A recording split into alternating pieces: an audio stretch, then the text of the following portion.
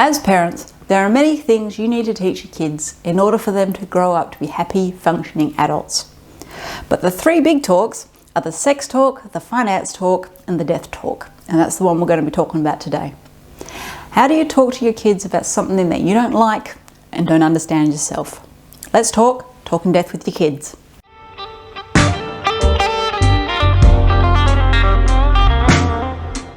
Today we're looking at the when, why and how to talk to your kids about the concept of death. If you would like to see a video about how to break the news of a death to your child and what child grief looks like, then let us know in the comments. Now on with the show. When should I talk to my kids about death? Remember when you were taught maths at school? Your teachers didn't just start with trigonometry and say, have at it. It was a 12-year process of slowly learning from the very beginning. You started out learning how to count, then the basic 1 + 2 + 3, then the multiplication. The conversation that you need to have with your kids about death follows the same formula. Now, I'm sure many of you were hoping that one day you'd sit your kids down at the dining room table, probably after you've had a stiff drink to calm your nerves, and tell them everything in one go. Sorry, not today. You don't have a conversation about death. It is an ongoing, step-by-step process. You should be having continual discussions about it throughout your kids' entire childhood, and that means starting around the age of 3. Now, before you recoil in horror and scream, "Oh God, the children!" I am in no way suggesting you try to explain body decomposition to a 3-year-old. Remember, small steps, very small steps. And we'll come back to these steps a bit later in the video. Now, many parents think, I'll just explain death to my kid when a death occurs. Indeed, statistically speaking, the first great loss a child is likely to have is of a beloved pet or grandparent. But there are several issues with this plan. Firstly, it is likely you will be feeling the shock and grief of a death, particularly if it's of one of your own parents. And grief is not a good time to do anything that requires substantial brain power. You will likely not have the energy to explain both the concept and situation to your child. And the questioning that your child will most likely have over the coming weeks is likely to aggravate your grief. Again, it is a step-by-step process because it is a large, difficult concept for a child to wrap their mind around. Also, death is presented to kids all the time, but often not in an informative way, so they can easily get the wrong idea. Cartoon characters pop back to life after they've been hit by trains. Nursery rhymes and fairy tales are often based around death. You shoot someone in a video game, they come back to life and carry on with the mission. Not to mention news, films, social media. If you're someone who says you don't want to talk about death with your child because you want them to maintain their childhood innocence, then I'm sorry, but you really need to step back into reality. Because death entering your child's life is not in your control. However, on the plus side, how your child learns about it and comes to understand it is in your control. Don't be blindsided by a death at your child's school, a death of a celebrity that your child was attached to, a terrorist attack, witnessing a fatal car crash. Give your child the power to be able to process these situations by giving them the correct information early on. Why should I talk to my kids about death?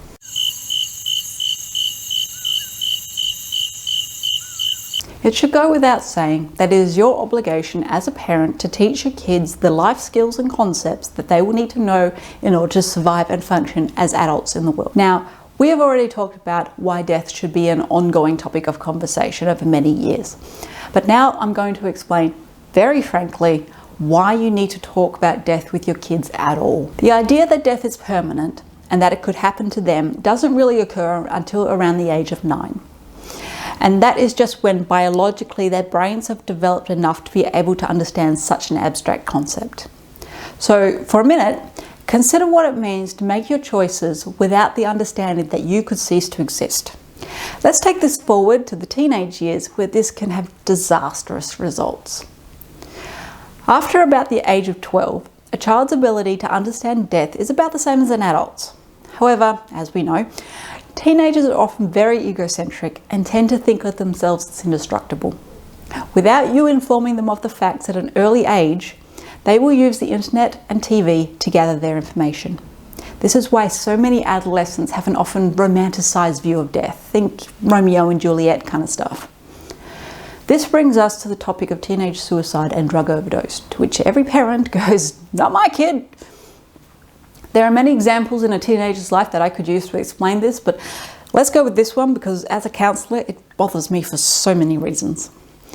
If your teenager breaks up with their first love, doing a grand gesture, such as attempting suicide like they've seen on TV and movies so many times to get back at their ex, often comes to mind.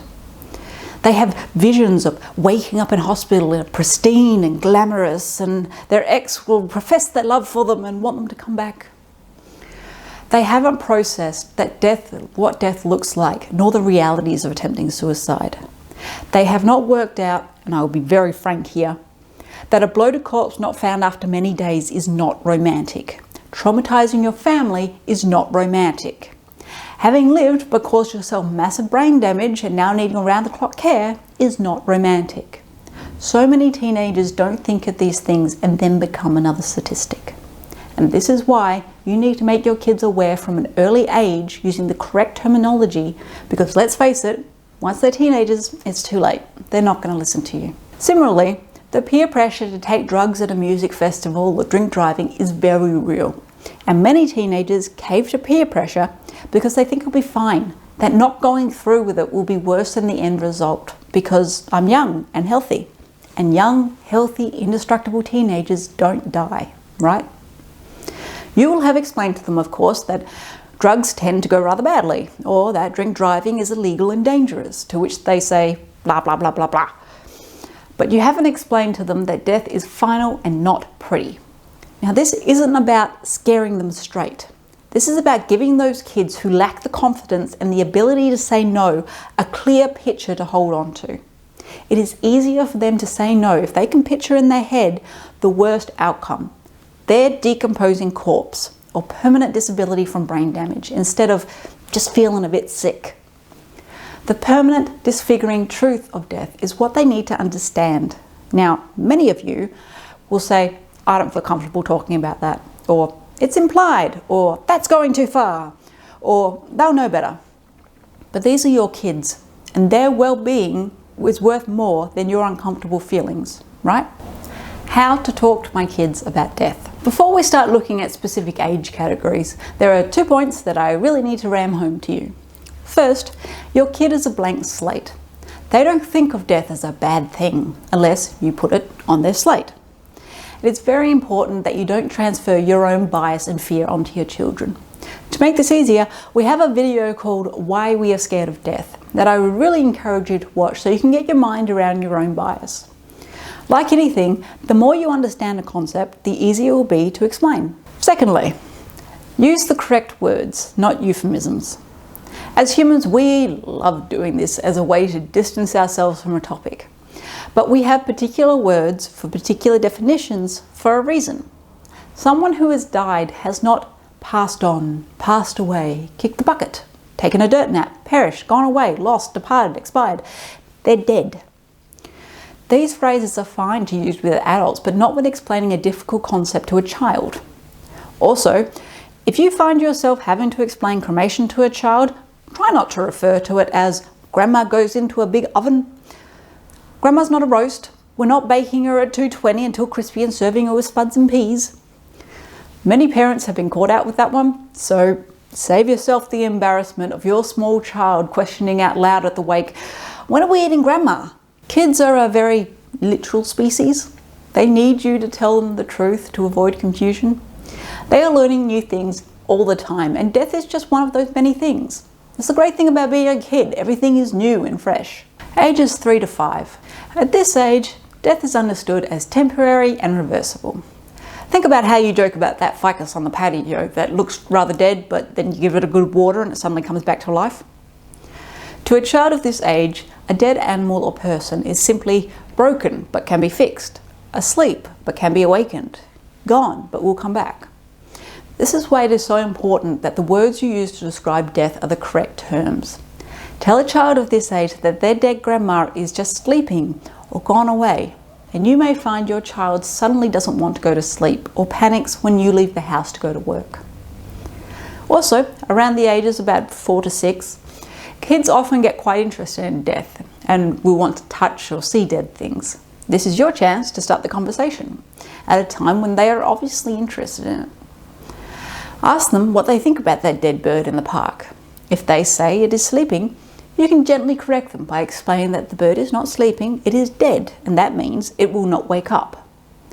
For a large part of childhood, death isn't necessarily viewed on emotional terms. So take the opportunity to talk about dead flowers, trees, insects, and birds as a way of teaching your child about death without the tragedy of personal loss attached to it.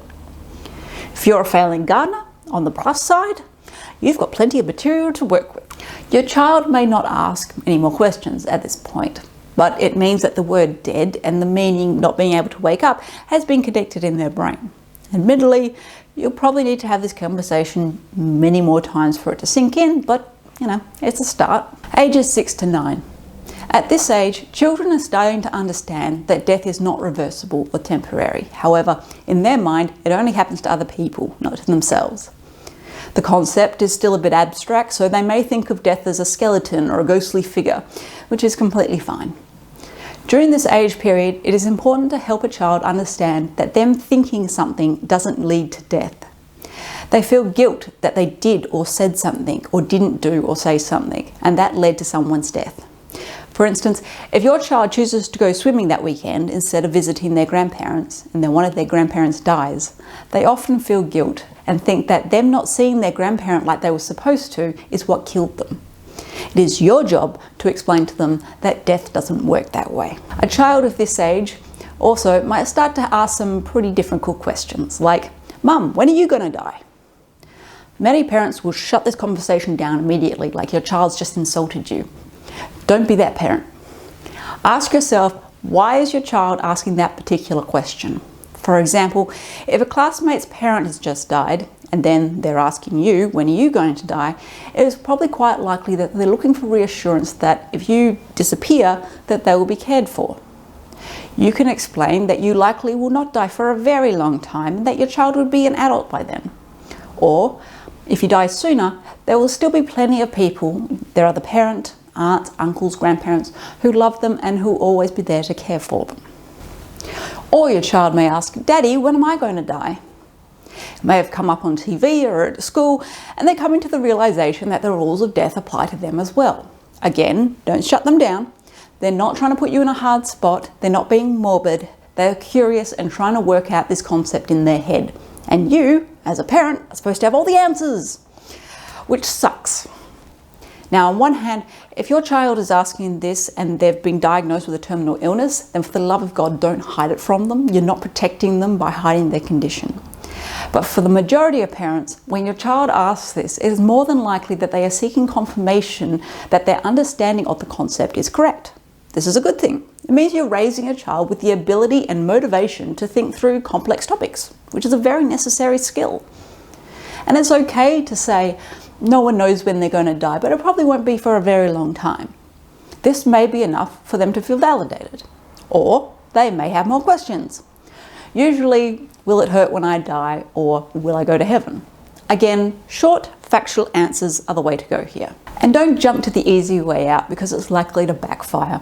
Parents often inadvertently imply that only sick people die, and then are confused when their child freaks out when either they or their parents get even the slightest bit ill. In a nutshell, think about how your very logical child will interpret what you say before you mention it. It'll save you a hell of a lot of time backpedaling later. Now, if your family has taught your child along religious lines, this is the age where questions will put that to the test. If you've told your child that when someone dies, they float on up to heaven, for example, your kid's going to be very confused as to why you're putting grandpa in the ground. By all means, say that grandpa's soul, spirit, essence went to heaven, but you still need to explain to the child the body that's here on earth. Likewise, if you say something along the lines of, "Grandma is happy in heaven with the angels now," your kid is likely going to be very confused as to why everyone is so sad and crying then. Or if you say, "God took Aunt Mary to heaven," your child may suddenly be fearful that God may take away anyone that they love at any time, and this can breed resentment in such a figure.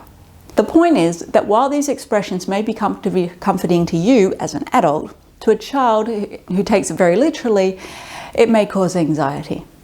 You can still explain heaven and God to your children if you're so inclined, while still using death and dead as the appropriate terms. At this age, you should be having rather regular small chats about death matters that they see on TV or they hear about. Keep your eyes and ears open for opportunities, especially if your kids are being openly curious. Don't give monologues or lecture them, but ask them if they have any questions and ask what they think about the things that they've seen or heard, and give gentle corrections where necessary. Now, this is difficult because often parents are tired and overworked and really can't be bothered to seek out teachable moments. But unfortunately, these are the moments you need to grab onto while your child is still open to conversation and actively seeking information from you. Ages 9 to 12. At these ages, a child's concept of death is almost the same as an adult's. They are aware that it is universal and permanent and that it will happen to them, but there is a strong tendency towards denial. They often develop a curiosity for what a dead body looks like. With this in mind, if a child asks to see a body at a funeral, and this includes kids younger than 9, you really should permit them to do so. If a body is looking good enough to have an open casket, then is it acceptable enough for a child to see? It's not going to traumatize them. However, saying no, getting all flustered and anxious and irritable, is going to give your child the impression that the dead body has transformed into something horrible and terrifying, when just a week ago it was their loving aunt or uncle. A child can have a lot of their curiosities and questions answered by having a quick peek at the body. Experience over theory, as they say. In saying that, never force a child to view a body or go to a funeral if they don't want to. That should go without saying. If your child is flat out refusing to go to a funeral, it would be wise to assure them that they don't have to go, they can stay with Aunt Mary, but ask them why they feel so strongly about not going, and then work through that issue with them in a gentle, compassionate manner. Kids in this age group often have an increased interest in what happens after death as well. This is something that even adults think about, but it is particularly strong at this age as they understand that every living thing dies, so everything has to go somewhere. Remember, if they're asking you questions about this, it is perfectly valid to say that you have no idea at this point. It is not unusual for kids at this age to have a fascination with religion, particularly one that they haven't grown up with, or cemeteries or human biology, as a way of trying to understand these questions. Again, keeping the door open for conversation about this is key. They won't want to talk to you at the same time that you want to talk to them. It's the joys of parenting. Points to remember. Your goal is to teach your child that every living thing dies, and this is normal. There are 4 main points to the concept of death that you need to cover with your child: irreversibility, finality, inevitability, causality. Make sure your child understands these points thoroughly before they become teenagers, because understanding death can help them make better life decisions. You are not protecting your child by hiding death from them. They will start thinking about death and dying with or without your input, so you might as well be prepared to walk alongside them whenever they're ready. Your answers should be simple and truthful. No euphemisms, no saying things just to make it easier for yourself. Death is an abstract concept, and your child will often ask the same questions over and over in order to understand. Don't be discouraged and try your best not to get frustrated. Start talking about death at a young age in a step-by-step manner. It will be easier for you and for them, and ensures that you won't be blindsided by external factors. Death is a normal and natural part of the human experience. You need to come to terms with that. Don't allow your fears to be transferred to your child. I do hope this video has been helpful. No one is saying that it is easy, but it is really important that we have these conversations with our children. Obviously, we couldn't cover everything in one video, so comment below about what else you would like to know about having this conversation with your children, and we can make another video about that later. Please share this video, especially with other parents and soon-to-be parents. Also, please like and subscribe below. Thank you for watching Taboo Education. Keep talking death. Gary and I out.